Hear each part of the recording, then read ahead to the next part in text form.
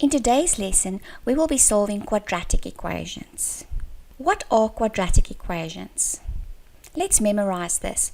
A quadratic equation is an equation in which the variable that is being solved for has the highest power of 2. So what does this mean? Here is an example. X squared is 9. So do you see the exponent is 2 and the power is x to the power of 2? Here's another equation. There's an x squared and there are 3 x's. But the x squared is the highest power of x and the highest power is 2. So these are quadratic equations. Let's solve this problem. X squared is 9. We have to solve for x. So what do? Well, Zasha says that x must be negative 3 because negative 3 times negative 3 is 9. Well, that's very clever. Zing says that x must be 3 because 3 times 3 is 9. So who is correct? I think both of them are correct. Let's solve this problem. So, yes, I agree. I know that if I square root both sides, then a must be 5. Or a can be negative 5. Well done, you two. Write this example down. A squared is 25. So if we square root both sides, then a can be positive 5 or negative 5. Let's try this one. X squared minus 64 is 0. Write this in your book. Pause the video and try to do it. Yes, we can manipulate the equation by adding 64 to both sides. Then we can square root both sides. X is therefore positive or negative 8. But what about this problem? X squared minus x is 6. Yes, we are stuck. What can we do now? That's clever. We know AB is 0. So A times B is 0.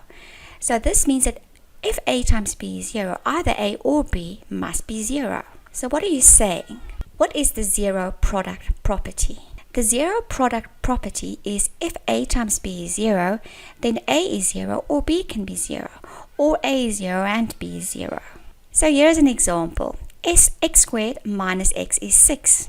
If we subtract 6 from both sides, then we've got x squared minus x minus 6 is 0. Let's factorize. Remember, we want a product that is equal to 0. Because if we've got a product that is equal to 0, one of the brackets must be 0, the one or the other one.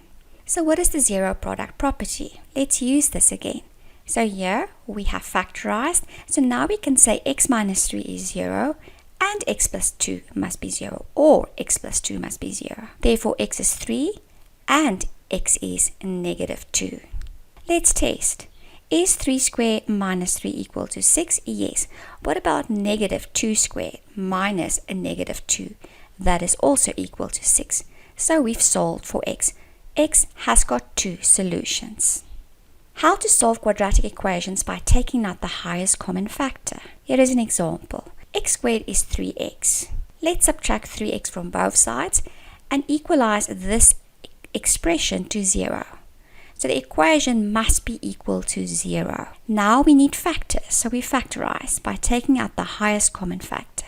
Let's use the zero product property. So x can be 0 and x minus 3 is 0. Therefore x is 0 and x is 3. Remember to check your solution. Let's try another one. First step. The equation must be equal to 0. 4t squared minus 2t is 0. Take out the highest common factor. Now use the zero product property. 2t can be 0 and 2t minus 1 is 0. Let's solve for t.